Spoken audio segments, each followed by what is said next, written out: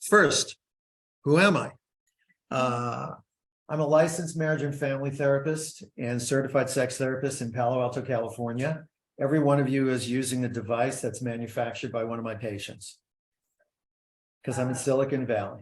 So if you're using anything having to do with the internet or Microsoft or Apple or any of that stuff, these people are my patients. I'm also a certified sex therapist and a sociologist, and I do policy analysis around sexual issues. I've spoken to the U.S. government about evidence-based sex education, and I also like to play Renaissance music, but that's another story. So what I want to talk to you about is the phenomenon that in a lot of heterosexual couples, women don't want men to watch porn. And I've been a therapist now for 42 years, so I've done about 40 or 45,000 sessions of therapy. And what I notice is that when a couple comes in and they're in conflict about pornography, it's almost never two gay men, and it's almost never two lesbians. It's almost never two non-binary people, and it's almost never a man complaining about a woman's use of pornography. So when I get couples coming in complaining about where there's conflict about pornography, 99% of the time, and I really do mean 99% of the time, it's a woman complaining about a man. So this is a recurring phenomenon. And I want to tell you about this phenomenon. I want to explain it a little bit and what I've learned about it. So I want you to come back with me to December 1999. Some of you, well, most of you were still around. You were definitely still around in 1999. What happened in December 1999? In December 1999, broadband internet came to the world. Before that, there was a little bit of the internet, but it was slow and clumsy. You had to dial up your modem and make that funny noise, and half the time it didn't work, and not everybody had a modem, and it was sort of internet form zero. But in December 1999, broadband internet came to the world. And this version of the internet had wonderful syncing of audio and video. It was very fast. It allowed for shopping features. It was a whole new thing. And overnight, starting in places like the US and the UK and spreading around the world, overnight, people could access an enormous range of things. Suddenly you could shop on the internet, you could watch movies on the internet. It was a whole new thing. And if you and I had been sitting around in December of 1999, before that happened, the day before that happened, we might have, one of us might have said to you, what do you suppose would happen if the world were flooded with free 24/7 pornography? And we might have had a real interesting conversation about that. And no matter what we might have speculated, now we know the answer. We know exactly what happens if you flood the world with pornography 24/7. If you look at the actual data, I mean, everybody's got an opinion about it, but we certainly know what has happened. We know that a lot of things that were predicted happened, and a lot of things that were predicted didn't happen. Real interesting. So now let's talk about the present. So in my office, when a couple comes in and they're in conflict about porn, or when women come in and they want to talk about the difficulties that they're having about their partner's porn use, these are some of the things that women say. They say, I feel left out, he's got a secret life, I feel inadequate when I compare myself to the images in porn, I feel terrible when he compares me or says we should have the same sex life that he watches on porn. Some women say that they think that their partner's porn use is a form of infidelity. And what a lot of women say is that I'm not happy about our sex life and I blame his porn use. So these are the kinds of things that women say when there's difficulty in their relationships and they're in conflict about pornography. Not every woman says this because not every woman is unhappy about their partner's porn use. Most heterosexual women, if they're in a couple, they're in a couple with a guy who watches pornography on a regular basis. That's the way it is. So when I look at, when it's fighting back, now there's got to be a way to do this, right? There it is. Yeah. When I hear people say stuff like this, and of course I'm extremely sympathetic, when I hear people use this language to talk about pornography, I wonder how much of this distress is really about pornography. I mean, when people talk about, I don't like the way my partner treats me, that's not about pornography. That's about the way the partner treats them, for example. So part of my job as a therapist, if I want to be helpful to people, is to help them get to the bottom of what's really troubling them, and to help them deal with those difficulties either on their own or in conjunction with their partner. So, for example, how much of people's difficulty about pornography is difficulties with masturbation? Because the truth is, very, very, very, very few people look at pornography and don't masturbate. I mean, why would they do that? Did they like the music? Did they like the costumes? Did they like the scenery? Are they impressed with the acting? No. People look at pornography as part of masturbating. So if somebody is complaining about pornography, what they're really complaining about is my partner masturbating with pornography. And if somebody is not comfortable with their mate masturbating, then we can stop talking about pornography right there. Why are people uncomfortable with their partner masturbating? Well, sometimes they're uncomfortable with their partner having that kind of autonomy. Sometimes they think that masturbating is a sin religiously, and they don't want their partner committing a sin over and over and over again. Some people think that the reason that we don't have sex is because my partner masturbates all the time, and that if they masturbated less, they would have more sex with me. I call that the broccoli ice cream hypothesis, which is if you want to get somebody to eat more broccoli, take away their ice cream, which doesn't work, does it? So if you take away somebody's masturbation, that doesn't increase their desire for their partner. In any case, if we're going to talk about how people feel about pornography, we really do need to make sure that they're okay with their partner masturbating, because if they're not, then we can stop talking about pornography. We're talking about something else entirely. So let's talk about monogamy. Let's talk about sexual exclusivity just for a moment, The data on sexual exclusivity, long-term sexual exclusivity, by which I mean years of two people, and to the extent that they have sex at all, partner sex at all, they only have sex with each other. The truth of it is, and this is true around the world, and it's been true since the beginning of time, the truth is that throughout the history of a particular couple's long-term monogamy, typically the sex gets less frequent, less intimate, less interesting, and less nourishing. And by the way, if you want a copy of these slides, you don't have to copy down every one. I'll gladly send you these slides. All you have to do is give me your email address. In any case, what happens in long-term monogamy is that for most people, the sex gets less intense, less exciting, less engaging, less emotionally nourishing. And for some people, that's okay. And for some people it's not okay. And in my experience, in my clinical experience, nobody wants to talk about this. Nobody wants to talk about, hey, Mabel, whatever happened to our sex life? Hey, George, how come you don't approach me for sex anymore? People hate talking about that. People hate talking about it. They'll complain about it. But people really, it's so painful. It's so painful, particularly if people are sexually exclusive, and particularly if people want to stay together and they don't want to change the contract of sexual exclusivity. There aren't that many options for couples who want to radically change their sex life. And so people are disincentivized from talking about it. Not talking about it doesn't make it better, but people really don't like talking about it. And one of the ways that people talk about, the decline in their sex lives is by arguing about pornography.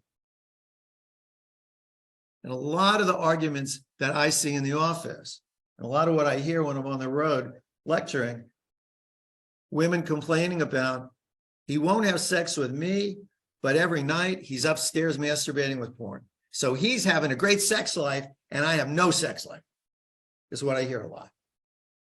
And of course, I'm tremendously sympathetic about that. Come on in, come on in, come on in. We've been waiting for you. Come on in. Now we can start the talk. Hi. Where are you from? United States. Where? Seattle. A wonderful place. It never rains there, does it? It never rains in Seattle.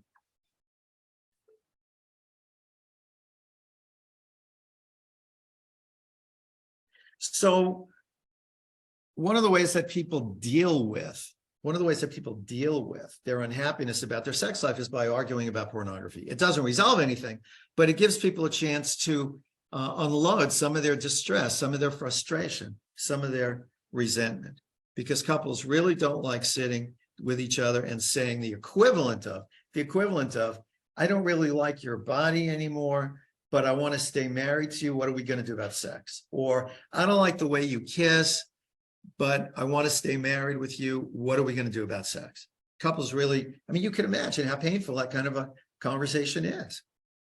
Or, I'm not interested in sex today the way I was 20 years ago. But we want to stay together as a couple. What are we supposed to do about that? So arguing about porn is a great thing that couples like to do when they're in that situation. So when couples argue about porn, what actually is the real issue? Well, sometimes they're actually arguing about porn, but most of the time they're arguing about something else. And it could be about masturbation. It could be about sex, it could be about power, it could be about fear. I'm 50 years old. Am I going to die without us ever having great sex ever again?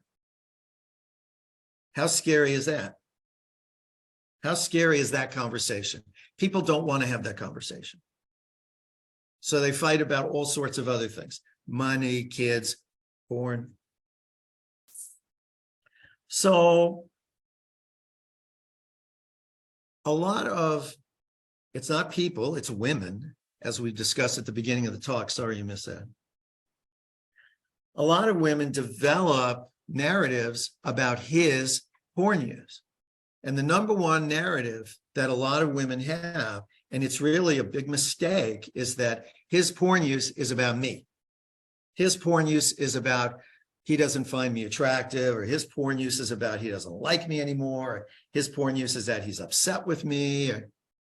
So that's a real common narrative, that his porn use is about me, not about him. And that his porn use, it causes our problems. And so it's my business because it's causing our problems. And a lot of women actually believe that I have a right to ban porn from our house, which is a bizarre idea. And none of us, I think, since we're all such old friends, I can speak for you now, none of us, I think, would support, well, here's two adults and you get to forbid you from doing what you want, or you get to forbid you from doing what you want.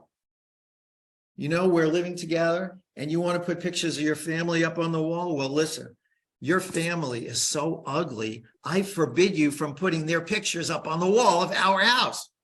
I don't think any of us would support that. So the idea that I have a right to ban porn from our house, and it's not that you're forcing me to watch it. I just don't like the fact that in some other room in the house, you're watching porn and I disapprove so much. I have the right to say, no, you cannot do that in our house. Another common narrative about his porn use is that I know what you think about it and I know how it affects you. And I know you better than you know yourself. Again, another idea that in other contexts, I don't think we would necessarily support. Another narrative that I hear a lot about is I'm not desirable to compete with porn images. I'm not a 22-year-old woman who's conventionally attractive, and I can't compete with that. And the idea that anybody has to compete with media images is a big mistake. I mean, of any group of people who I ever speak to, I think you guys would agree with that the most, that no, you should not attempt to compete with media images, whether it has to do with money or sexuality or class or anything else. And finally, I do hear that interest in porn is a form of infidelity. And of all the ideas that people have, that's one of the hardest ones to get people to reconsider, interestingly enough. So when you put all these things together, when you add up all those narratives, what you get is your interest in porn has no legitimacy. And that's a very dangerous place for couples to end up, no matter what the topic is. If I say to you, if Joe says to Mary, your interest in systemic racism is simply not a legitimate issue to consider, none of us would support that. Or your interest in children, you know, that's just not legitimate. Not that I disagree with you, but it has no legitimacy.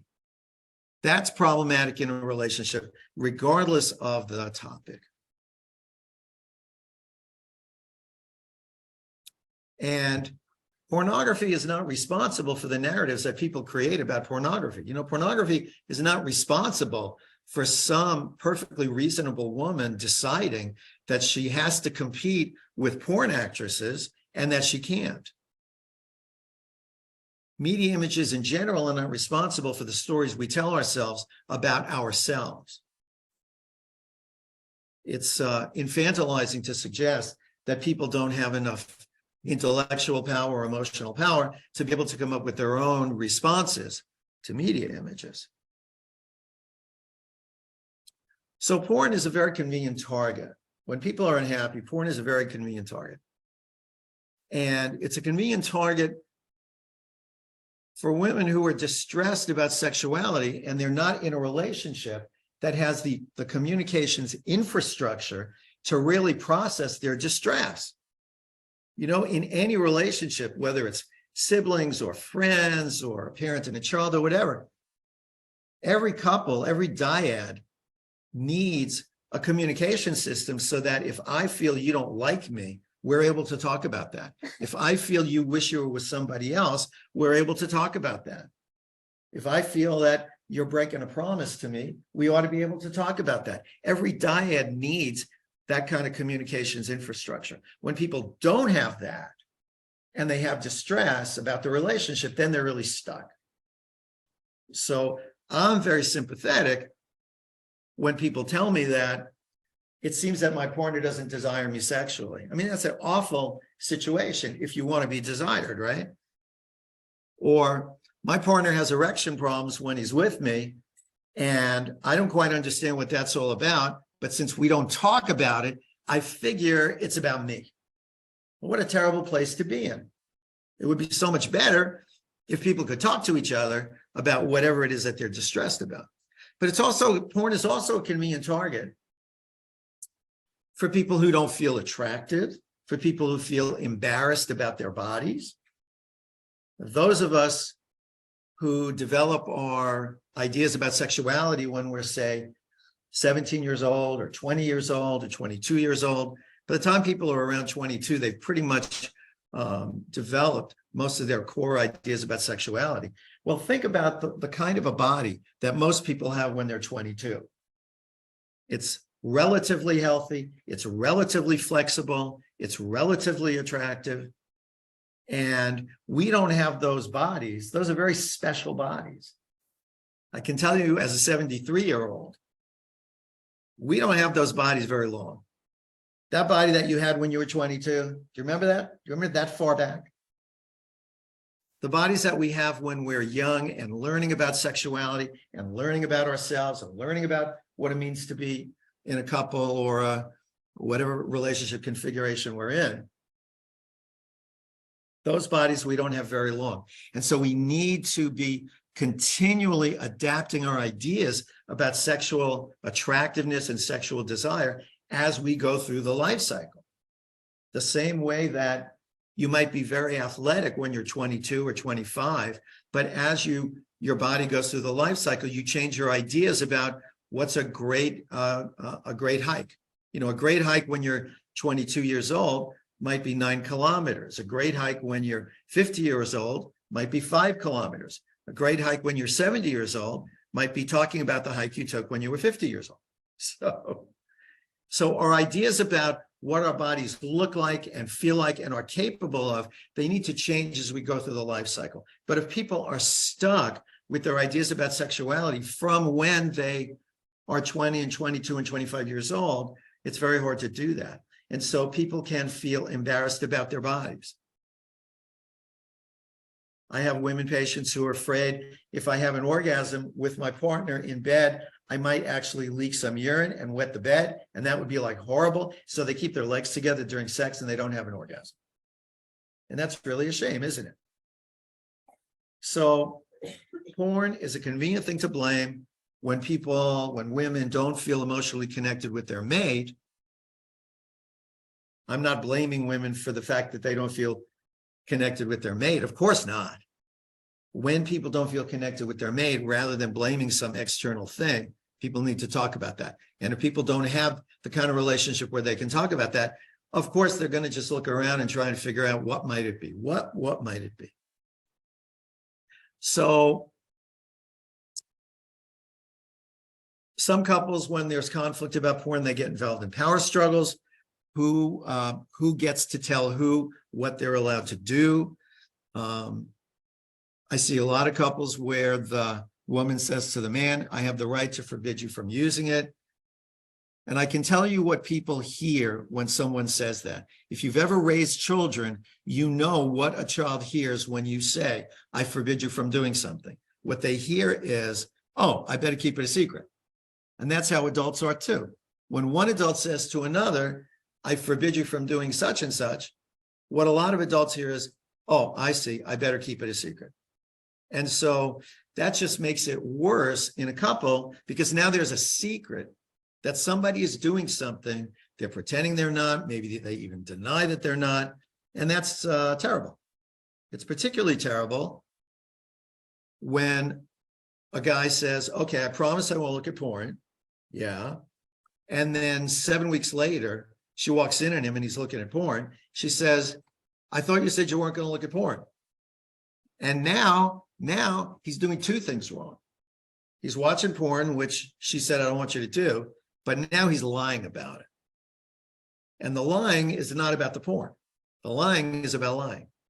The lying is about an inadequate relationship. The lying is about a relationship in which people can't resolve conflict.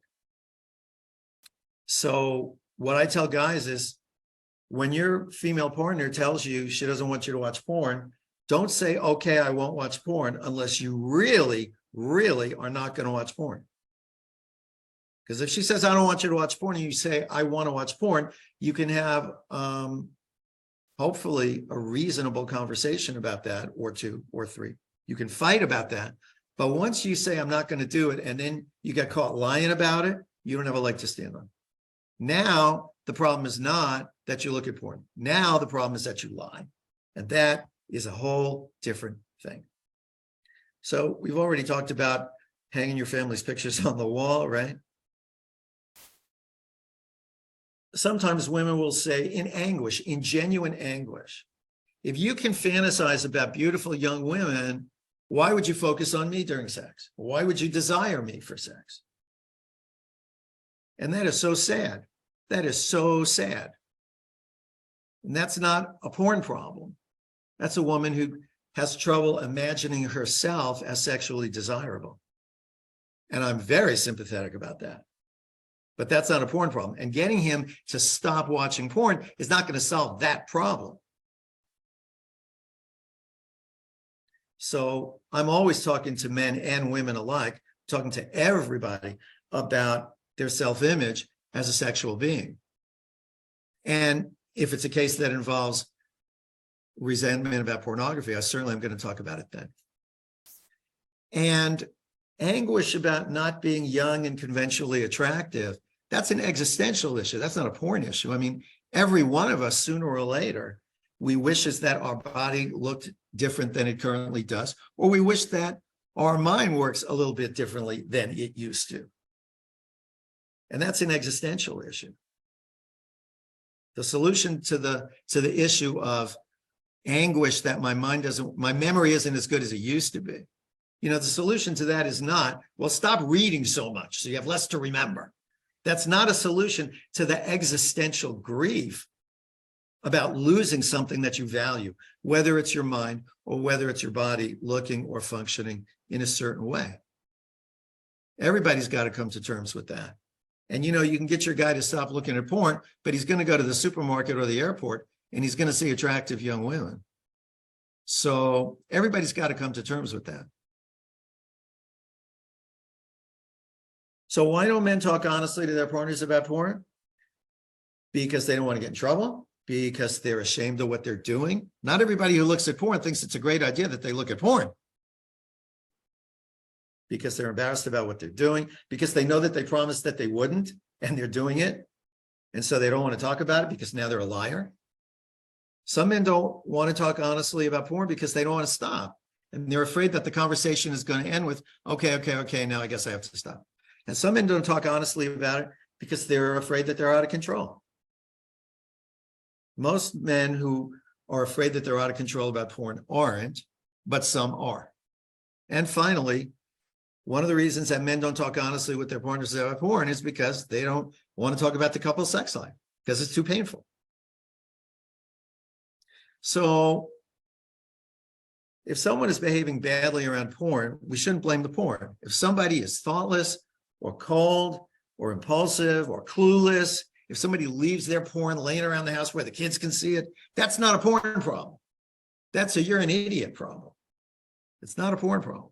And if somebody is passive aggressive or if somebody lies about porn, that's not a porn problem. It's a character problem or it's a relationship problem.